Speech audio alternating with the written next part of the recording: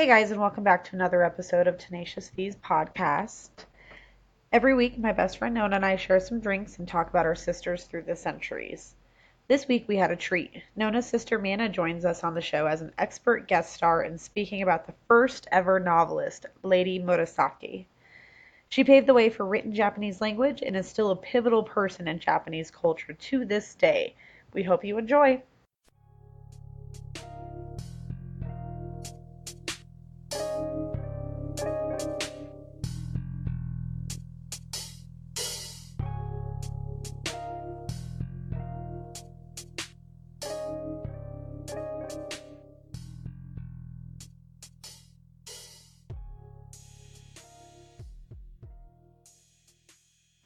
Konnichiwa, tomodachi tachi. Tenacious V's podcastへようこそ。今日は紫式部について話します。And for those of you that don't speak Japanese, that means welcome back, friends, to Tenacious V's podcast. This week we're going to be discussing Lady Murasaki. Hi everyone, my name's Manna, and I came on this episode as kind of an expert on the subject because I have been studying Japanese for about 9.5 years now, and Lady Murasaki is in pretty much every Japanese lesson I've ever taken, so I know quite a bit on the subject. And yeah, let's just jump right into it. Okay, so Lady Murasaki, or Murasaki Shikibu in Japanese, is a descriptive name. Her true name is unknown, however it is highly possible her name was Fujinara no Kaoroku. I did pretty good with my pronunciation. Yeah, I'm just saying. The name Murasaki Shikibu means Violet Ministry of Ceremonials, roughly. Murasaki/Violet comes from the main heroine of her novel. So we're going to get into that a little bit later. So, Murasaki, what was the name? Murasaki Ministry of Ceremonials? Mm-hmm. So, like, was she a minister of the ceremonies, or, like, what does that mean? No, it actually came from her father's title, because in the time, during the time they would take on, like, their father's title and position, and that would be, like, their formal name in court and what they used in events and writing descriptions, so. Okay. Yeah. So. All right. It's a good question. I was actually just about to say that. Oh, jumped the gun. No. Good job. But yeah, she lived during the Heian period. I'm Yeah? sorry. No, I'm it's sorry. What's a Ministry of Ceremonials, though? Oh, like, what did he do? Okay, so he was in charge of managing festivals and also managing when Chinese diplomats came over. He was in charge of like making events with the emperor. So he's pretty high up there. Yeah, he was fairly high, and it's mostly because he was fluent in Chinese and he was a very well-respected scholar, so he got all this kind of like, what's the word? Street cred. Yeah, street cred. I was gonna say clout, but I was like, that's not right. Actually, yeah. Gravitas is a good one gravitas. too, Yeah, but he like gained all this popularity through his amazing Chinese poetry and translations, and so he became very big. And then he was in charge of being like a diplomat and bringing over all the Chinese stuff and setting things up with Chinese diplomats between Japan and China. So he was a pretty important dude. It's kind of what Julia does at work. Oh, I guess. Yeah. But like on a way lower scale. But yeah, like a much tinier scale. You know exactly what he's going. Yes, I do, you know. Sure you know his pain. But yeah, so Murasaki Shikibu, or Lady Murasaki, lived during the Heian period of Japan in the year 93 Heian Kyo. Her family was politically influential until the 11th century. It was mostly through political marriages and strategic like ties with other huge families in Japan. So since we're counting up, this is after death, AD? Yeah, this is like all after 11 death. AD? Yeah. Okay. So 10? 10 AD, yeah, because it's like the 10,000s, so 11th, yeah. Anyway, so the Fujiwara clan itself had an interest in writing before Lady Murasaki became the first ever novelist, which is what she's known for. Lady Murasaki's father, Fujiwara no Tamatoki, like I said, So cool. I know, that's a crazy name. Tamatoki, I like it a lot.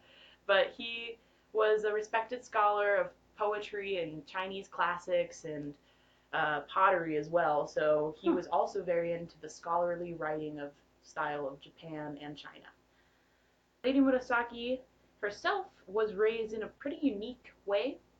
So during this time in China, the mother and the father, well, husband and wives, would live in separate households. In China or Japan? Japan. Japan, okay. Yeah, sorry.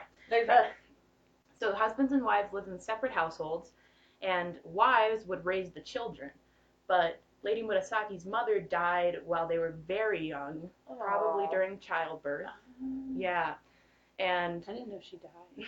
It's sad. yeah, it is quite sad. So the father had to take charge of raising them, which was very unique because most of the time you were left with your mother specifically, like only your mother, all the time. So you like didn't know your dad? You would see him during his visits to the estate, but you wouldn't know him personally, really. You would know his job like title. A guest. Yeah. He was kind of more of a guest. He wasn't really a part of the household. I mean, he's got to come by to make more children. But eat some dinner. Yeah.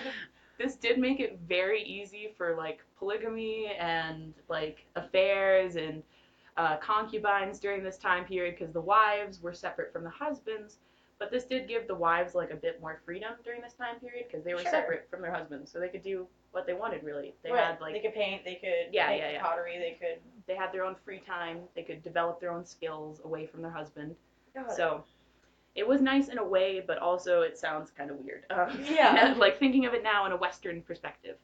That is weird from like our perspective. Like I live with my not married, significant other right now. Yeah, yep. Which so is that would be allowed. Scandal.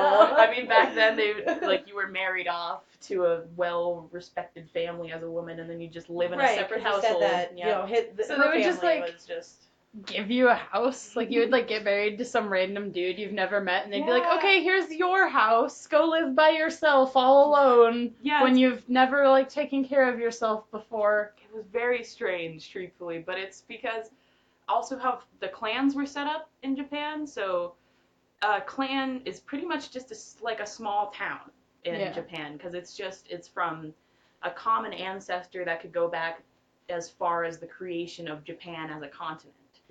So Japanese clans are set up in a way that every single individual family has their own house and you can build off of them, and there's so many houses that you can take over an old house and that's yours now. So there's enough houses where it wasn't like a new house was being built for every single family. It was more like a house was being taken over, or maybe it was a huge house and it was like living in separate houses. Right. Because there was an area like a west for wing and east wing, and it was like apartments for each family or something. So so it was it's actually kind of similar to how Naruto is set up. If you've ever seen that show, dang it. It's okay. I was just going to use that example because I know it's a well-known show. Oh, our listeners probably do. Yes. Yeah. Yes, guys, Naruto, actually pretty accurate on their clan system because each clan has their own like little city part to it, and they all have their own houses, and it's all people doctored in from hundreds of years old marriages and stuff. It's fairly accurate. That's pretty cool. Yeah. And then Murasaki herself was raised in this unique way because she lived with her father. And because of this, she managed to learn Chinese, which was uncommon because Chinese, the written language, was still used by politicians and poets and authors. Well, not authors really, but like scholarly people would still be using written Chinese, but written Japanese was the common language, and that was learned by women and commoners, and so women usually didn't know written Chinese. But because she lived with her father, she managed to spy on the lessons between her brother and her father, and then she picked up Japanese so quickly that her father was he was upset because she wasn't a boy. She picked up Chinese? Chinese, sorry, yes. She wasn't a boy, and so she picked up on it so quickly that he was upset because her brother wasn't doing as well, and she was like, why couldn't you have been the male in the family instead of another daughter? Yeah. I mean, during the time it was like women weren't thought to be they were thought to be incapable of real intelligence. So, Wasn't it forbidden for them to know Chinese? Yeah, well, not forbidden exactly. It was more like taboo, kind of. Like, it was bad luck if a woman wrote something in Chinese because so it's it could kind of be... like a female pirate type situation. Yes, yeah. Okay. It was like they wrote something in Chinese. That particular Chinese verse could be cursed now because it was written by a woman. Okay. Yeah. Something like that. It's like, it wasn't forbidden. It was just they weren't thought to have the thought capabilities of keeping up with a complicated written language like Chinese. So they were just left out of it. Gotcha. So an Asian literature scholar, Thomas Eag, says she had a forceful personality that seldom won her friends. However, she was able to learn more quickly due to this personality. So she's very type A. Yeah, very. She was just into just learning. Yeah. Murasaki herself was aware that others thought she was pretentious and awkward, but she didn't really care. She was just like into learning, so she didn't care what others thought of her particular interests. Sorry about the dogs, y'all. No, it's okay. No, the listeners. Oh, I was like, yeah, no problem. Go ahead, let them bark. They're so cute. She had almost like no contact with men, besides her brother and her father. So most of her social interaction came from women. She was not forced to marry right when she hit puberty, like most noble women, and remained with her father until her mid-20s. Oh, wow, that's really late. Mm-hmm. Yeah. So how old were most women, like when they got married? Like 12. Holy cow. Yeah, like as soon as you... So she's like a grandma. yeah, pretty much. But like she was very well respected, and she worked under an empress, Empress Akiko, and that's why she wasn't really like... Oh, she wasn't... People didn't mess with her Yeah. or look down upon her or anything. Yes. Oh, got it. Yeah, Akiko's a really cute name. It is, isn't it? It means like rising sun woman, though, so it's pretty cool. Pretty fitting. Aw. Mm-hmm. Yeah, I and... want to name a puppy Akiko. A cute dog name. But then when her father became governor in the year 996, she accompanied him, and then she returned 2 years into his 4-year governorship to marry his friend Fujiwara no Nobutaka, who was a much older second cousin. Like, he was like 44 when she was 20. And he wasn't already married? No, he was married to multiple other women. Ah, I see. yeah, but she was one of his many, many wives. But she... No, just like a chill Yeah, thing. she was given as like a present pretty much to her second older cousin because he had a lot of influence, and so her father was trying to get on his good side. Her husband was known for being extravagant and being an excellent dancer. Yeah, when they were married, he had many other households with an unknown number of wives and children. So just like a lot. Yeah, just a lot.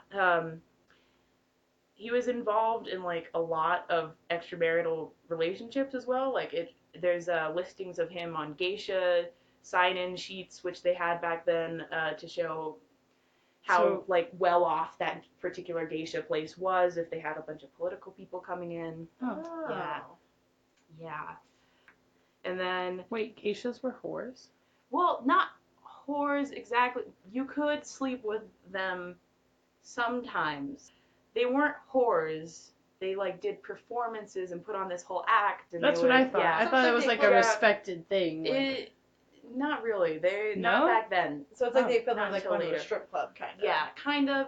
Except but you like could a very fully clothed strip club. Yes, like erotic dancing something. Or... And they'd play like the shamisen, which is like a Japanese instrument, and they'd dance koto, which is a very elegant dance. But it wasn't respected because it was all common women who like did this to get a little bit higher so they could make their own money. It was very hard to do by themselves, even though they could live without a husband and getting married. Like, it was allowed, but it was hard to find work. So they would usually end up in a geisha community. Yeah, but it wasn't very well respected until, I think, like the 19th century, so like the 1800s. Oh, wow. Yeah. So it was a while. Yeah. Yeah, like 1,000 years. Yeah.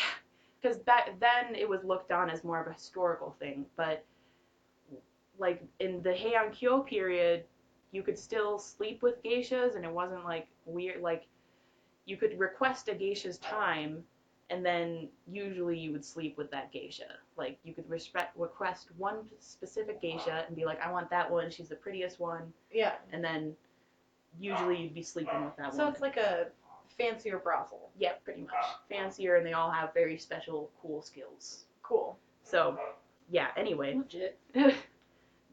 He also probably had some concubines, but that's...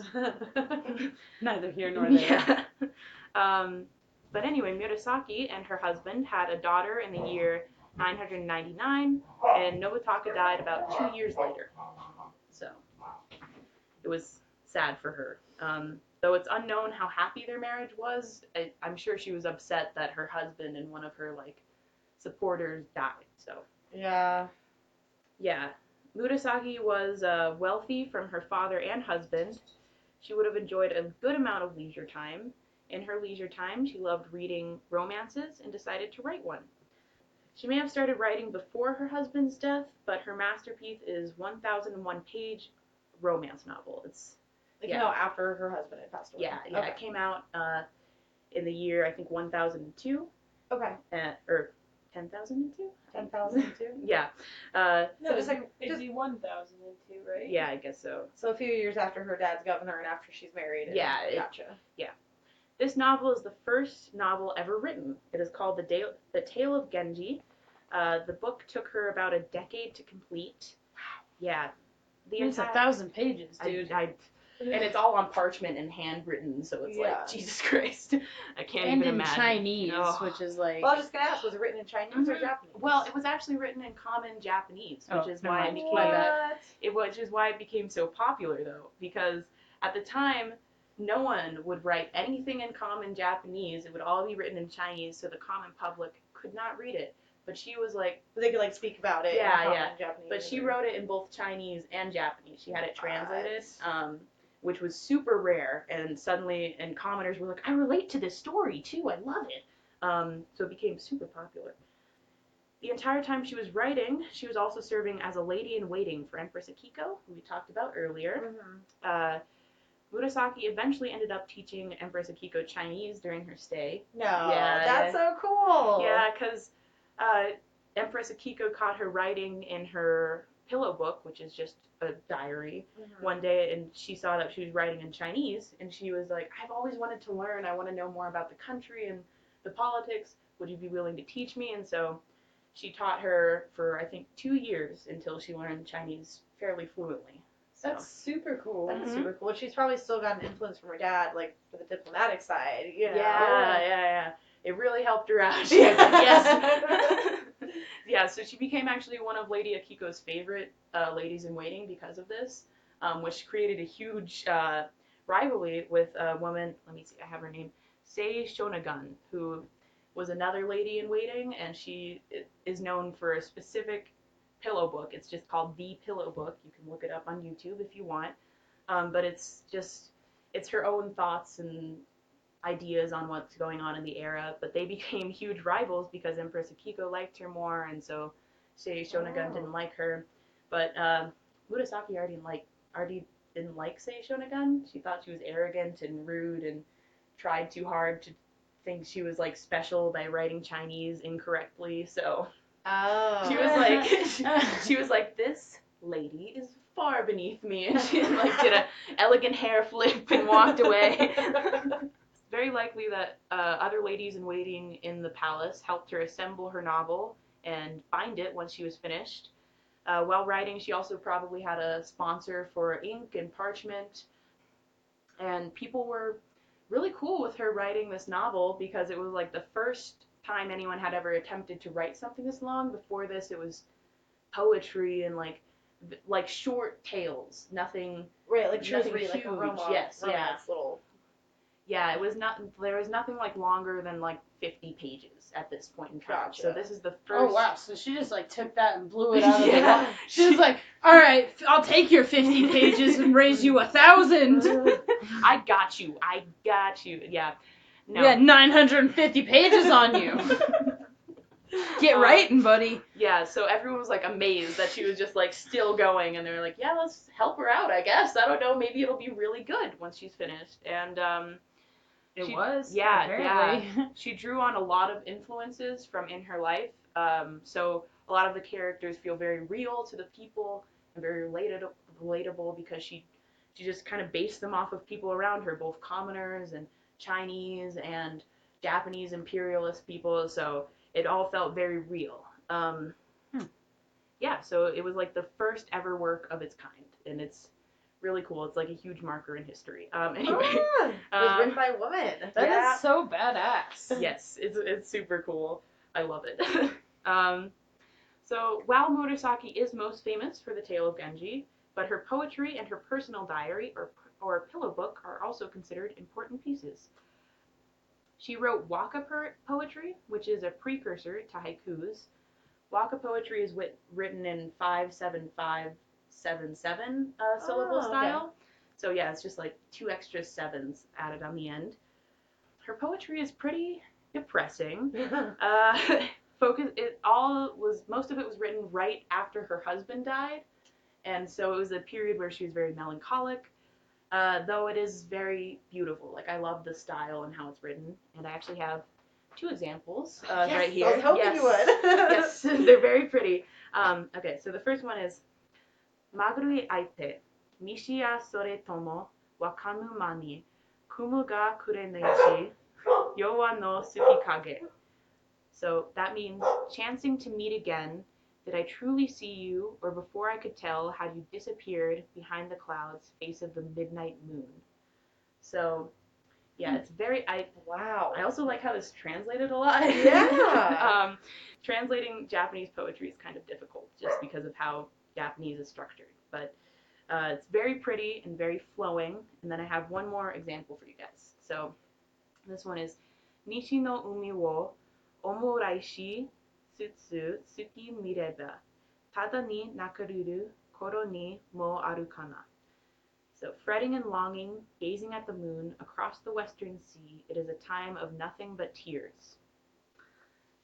Yeah. They're both about that, like, had like a moon as an influence. Mm-hmm. Yeah, she was So, very flowing and pretty, but one thing I know about Lady Murasaki is that a lot of the depictions of her are of her, like, sitting and gazing up at a full moon. Really? Yeah. Do you think it's right? due to her poetry? Yeah. So that influenced a lot of the art based on her. I mean, obviously, because Murasaki is taken from her own heroine in the novel, so both her poetry and novel took a huge influence on how art was drawn of her, because not a lot was drawn of her during her time alive. So they did like their own interpretations of what she was doing. So Or like what she would look like, to a degree. Mm-hmm. Yeah.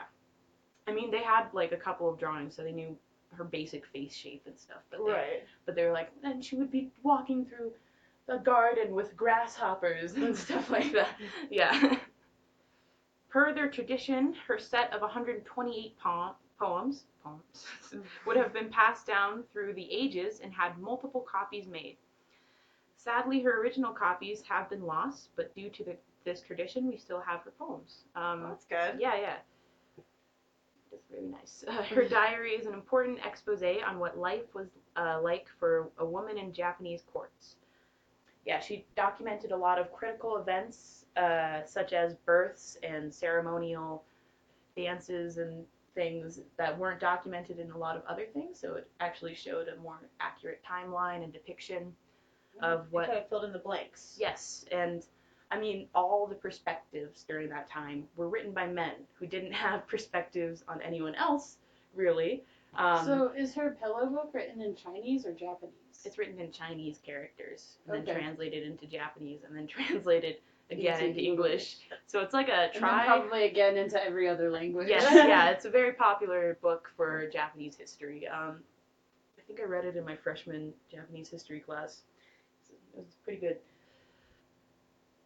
During that time, we didn't have a very accurate depiction on what births were like, because they weren't documented until Lady Murasaki wrote this down in her diary. Right, because the guy's not going to be there. A midwife is, and the mom, and There were a lot of priests actually doing like exorcists to make sure the baby didn't get possessed while being birthed, because it was like very superstitious. Yeah, it was like Weird. they were like this is a vulnerable time for the baby. It could be possessed for life. We need to be there. And they like threw like rice and like did like dances like while the woman was giving birth and like screaming in the corner. Can you imagine how awkward that would be? What culture?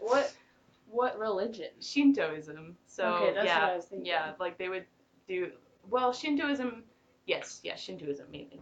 And they have like these long feather sticks, kind of like, well, not feather, they're like sticks with like white pieces of parchment tied around, and they would like banish demons away from people, and it was like a very big process. And this poor woman's over here like, oh my God, just please get out of the room. Right. Jesus Christ. Wow, that's crazy. But yeah, like every woman at the time probably went through something similar if they were of like noble descent or Yeah. So then Lady Murasaki was the first person to like bring all that to light. Yeah, and like Okay. show. Yeah, this was what a birth was like. It probably sucked. Yeah. Well, she probably wrote about her own too. Yes, yeah. She didn't write as in as much detail because she wrote it after she gave birth, so it wasn't like she was writing. Yeah, and she was also giving birth. Yeah, so she was like she was a little distracted for a couple of days, but there was a like period about like what it felt like, and she went very in detail with her descriptions. Like she would talk about like what clothing people were wearing and like what the weather was like outside. And, oh wow. Yeah, so she went very detailed with every single diary entry of hers. So she was a novelist. Yes, yeah, she was a very good. She was like J.R.R. Tolkien. The Japanese tend to be very long-winded. Yeah, true. But yeah, people loved her writings. They loved her poetry because it felt like very relatable and entertaining, and it felt like melancholic, which Japanese people love. Like they love to be sad. It is kind of true. They love having to a Japanese person, the most beautiful moment of a flower is when its petals fall off and it's in between falling to the ground and in air. So that's the most beautiful moment of a flower because it's at its peak beauty and now it's dead. Wow. So yeah, it's like they're very into very specific moments of time, and like if you can document that correctly, Japanese people love it. Okay. And this wasn't what her poetry was about too much, because that was later when those nature poetry about falling leaves came along, but Gotcha. But still, it was very beautiful, and it talked about nature quite a bit anyway. Weird. But yeah, and then the tale of Genji became explosively popular. Everyone in Japan loved the story. Like, a lot of commoners read it because it was written in Japanese. And so it was carried on until, like, the 17th century, I mean, in popularity, and then it exploded again. Oh, gosh. Yeah, because in the 17th century, all of a sudden, women were seen as, like, what was it? I have notes on this one. Sorry.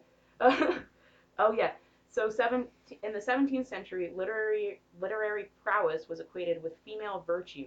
So all of a sudden, like, the tale of Genji became way more popular because they're like, it was written by a woman, and it's all about female virtue. Yes. So it became popular again, and then it still continues in its popularity in history, and in Japan, a lot of people still read this story. So it's probably like, like one of those books you get in elementary school or something like that. Well, there's like a simplified version of the story. It's like a story of like two brothers, and one of them tries to kill the other one, and then he goes off in the wilderness, and it turns out he was the true king, and he comes back and kills his brother and falls in love with this court lady, and it's like a very like anime type thing. Like, Gotcha. He goes off and trains for like 70 years, and then he becomes like super strong and just bashes him into the ground. It's like,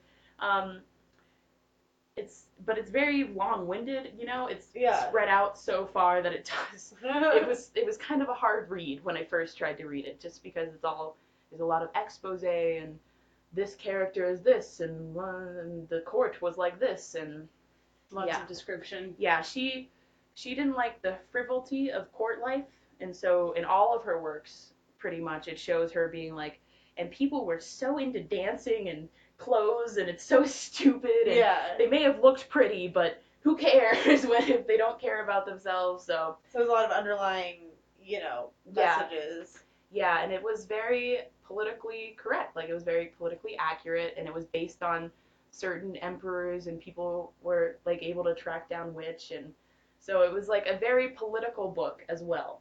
Did the politicians take it as well? Were they like, haha, I do love to dance, you've got me, Lady Murasaki, that's hilarious. It was kind of written in a way that it like, was pretending to like them, like kind of like Romeo and Juliet, how that was received for so well for some reason, because people were like, oh God, it's just a love story, like, yes. It's not like a really good story. It's not, no. So, I mean, so the court It's like people, satire, kind of. Like, yeah. Sounded like she was like, oh, look at them being so fancy and lovely frivolous looking. And and look at her long black hair and black teeth and white face, and so. That's right, the black teeth. Yes, they dyed their teeth black during that time. That was the height of beauty. So weird. Yeah, I don't enjoy that either, but you can see it in most depictions of of drawings and stuff, which is, I don't know, I found it weird, but then again, I live in a Western time period, so. Exactly. But yeah, so it was well received, just because it was written in a way that sounded like she was complimenting them, but also making fun of them at the same time. So no one was really sure until they read her diary, and they were like, oh, she hated us. Which didn't come out till after she died. Yeah. Okay. And they were like, oh, okay. Yeah, no, she hated court life, and like, just how into themselves people were, so. But yeah, so the commoners loved this story, though, and they got the satire completely. They were like, yes, I mean, obviously they got it. They were like, yeah, I mean, sure, they're the goddesses of the emperor, and they're descended of the sun empress and whatever, but really, we have to deal with this. Yeah. It became really relatable and entertaining, and it was written in the common language, so. Everybody could enjoy. Yeah, everyone. People loved it. Mm-hmm. Lady Murasaki died, but we don't know the exact date. It was somewhere between the year 111 and 112, or 1011, and 1012. Yes. But we do know that she massively impacted Japan and literature. Like Murasaki and other women she inspired were instrumental in developing Japanese into a universal written language in Japan. Since Chinese was still used for writing and business, which restricted most documents, poems, and other writing from common public and women, as they only knew Japanese. By the 12th century, Murasaki's works were required reading for common Japanese, so everyone in Japan could understand it, and her work started to bring written Japanese to a scholarly level. Because, so... So she started the movie, they're like, oh man, everyone really liked, the Tale of Genji. Genji. Everyone really liked the Tale of Genji, like, maybe we should put more stuff out there, Yeah, suddenly they realized that, yes, common people and women could understand, like, written things. They understood language. Right. And so Japanese became a popular written language, though it wasn't until I think the 19th century that we get the very modern form of Japanese that we have today. Okay. Because there was a lot of integrating going on with like 3 different alphabets, and it took a while. And truthfully, Chinese symbols, I gotta say this real fast, you guys, should never have been used with Japanese language, because the 2 languages are way too different. They're way too different. I get way too worked up about this, but it was stupid to me. Japanese is similar to Korean, and Korean and Chinese don't mix. Okay. They don't mix. So anyway. Those 2 languages look very different. Yes, yeah. Korean and Chinese. Yeah, Korean is written very like softly, and it has like a lot of circles, and it's based on mouth movements. Oh yeah, I know what you're talking about. So like anaseo, like that's like they rate that like how it looks when your mouth says it, pretty much. Okay. So that's what it's based off of, instead of like the turtle is like drawn as like a turtle, and then it became like this weird like symbol 1,000 years that's later. what Chinese is. Yeah. It's like lots of little boxes and dashes, and like the amount of dashes on this side of the box versus this side makes it a different word. So if you have like 6 on one side and 5 on the other, that's one word. But then if you flip it, it's a totally different word Oh, that's yeah. like not related I mean, whatsoever. Chinese is also a tonal language. So like ma ma and ma ma mean like totally different things. Wow. Like I think You ma said ma. the same thing. Yeah, I think ma ma means horse and ma ma means fuck you, or maybe it's reversed, but I know one of them means fuck you and one of them means horse. So. Wow. Yeah, like that's way. I would be insulting everyone if I went to China. It's a very complicated language, and they're just not similar. So they shouldn't have taken the Chinese languages and forced them into a Japanese. Yeah, they shouldn't have taken. I always Chinese thought symbols. katakana or kanji was too hard. Kanji is very difficult. Yeah, that's the Chinese alphabet. Like it's still used in Japanese. They still have all the characters. They just you have to learn them all because in every single newspaper it's like 60% kanji and like 40% kanas, which is the Hiragana hiragana and katakana, which are the 2 alphabets of the actual easy Japanese. alphabet. They're like actual. So hiragana and katakana are like actual alphabets. Uh-huh. Like it's like no, it's. I got this. Okay. I got this. But instead of it being like A is A, however else you say A, it's like ka, ki, ku, ke, ko. But each one of those sounds has one character. You know what I mean? So it's like ka is this character all the time. But then, like, and katakana is the same way, where like each sound is like the same character all the time. And then katakana is usually used for like foreign words. So like, what is it? Podukasutu! Podukasuto! Yeah. That's how you say podcast in Japanese. And so it'd be written in katakana, but it's like it because would it's literally just the sounds, right? Yeah, so like if you like wrote it in English, it would be pa du ka su to versus one symbol for the word podcast. Yeah. And that's I what see what the you're saying. Okay. kanji is like where like Tokyo is like one symbol. Okay. And like oh, is it two? Yeah. It's okay. I haven't like been rice or something. Yeah. or like turtle was her example. Like that's kana, one symbol for the turtle. Yeah.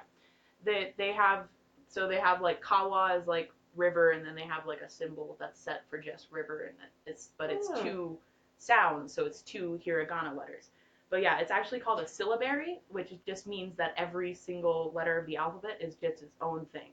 It's not like so it's not an alphabet because in an alphabet each single letter or character can be like said in a different way. I know, that's what I said. Yeah, I explained was it, just saying, but for dummies. I was just saying, I was just saying syllabary is the word, if you were curious. Sounds delicious.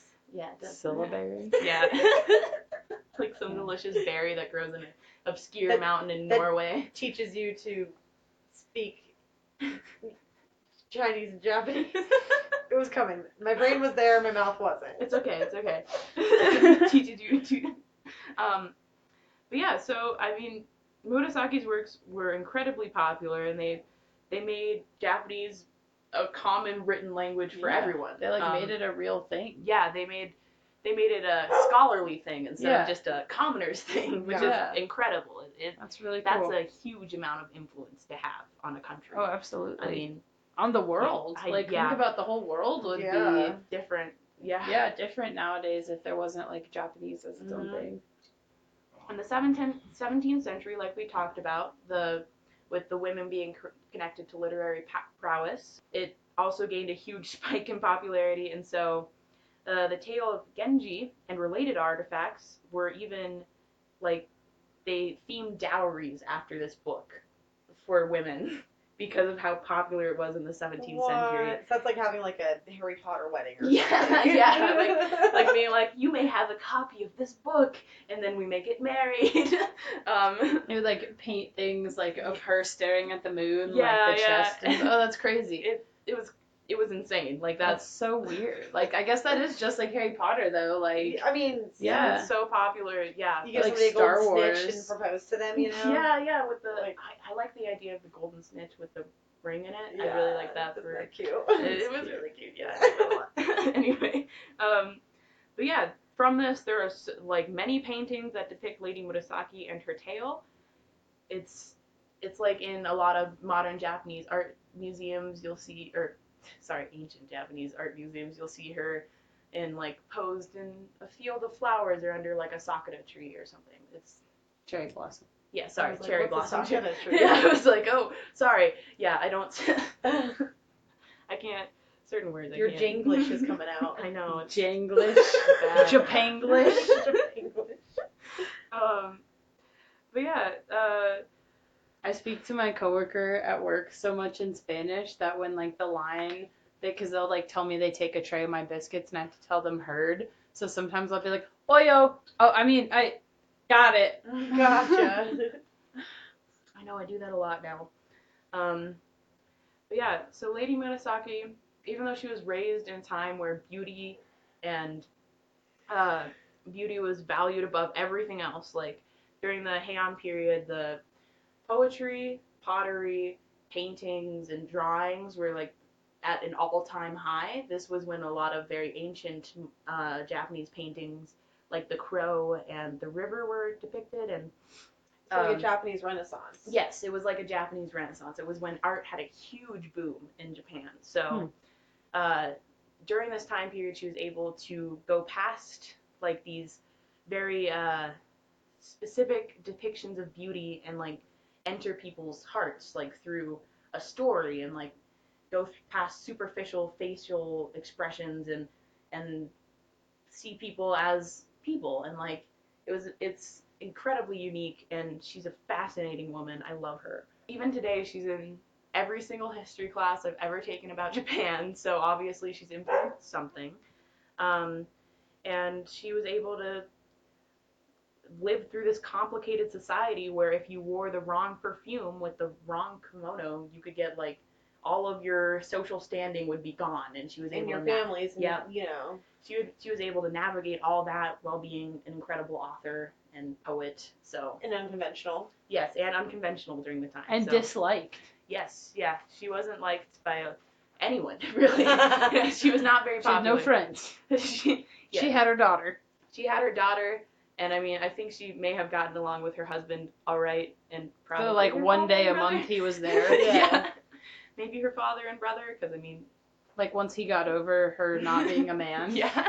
I mean, I don't think so if you let her live there till what, 23 years? Is that what you said? Yeah, well, like mid-20s. It wasn't 20s. known exactly, but mid-20s. I mean, a long time. Mm-hmm. Obviously, you liked her, otherwise you didn't like. Yeah, like twice as long as most women. Yeah.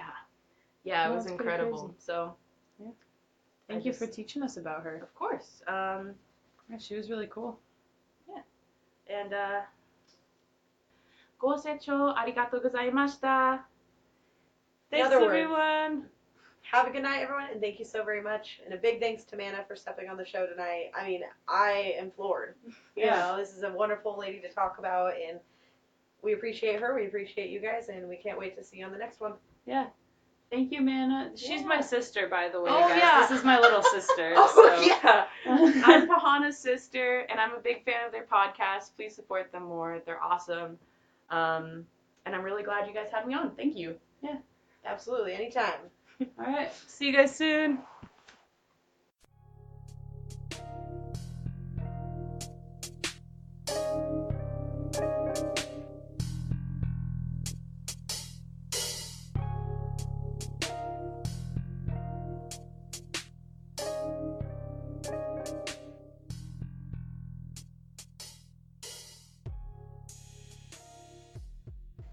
Thanks for tuning in. If you liked that episode, please give us a follow. We are Tenacious V's podcast on Spotify, Facebook, Instagram, Twitter, Podbean, and YouTube. You can also subscribe to us on Patreon, where you can get exclusive extras from Nona and I, and a recipe card for a food or drink that's inspired by our Tenacious Lady of the Week. This episode was spoken, produced, and recorded by Julia and Nona. All musical contributions were done by Denver rapper Staple Milk. Come back soon for some more tales of bodacious babes throughout the centuries.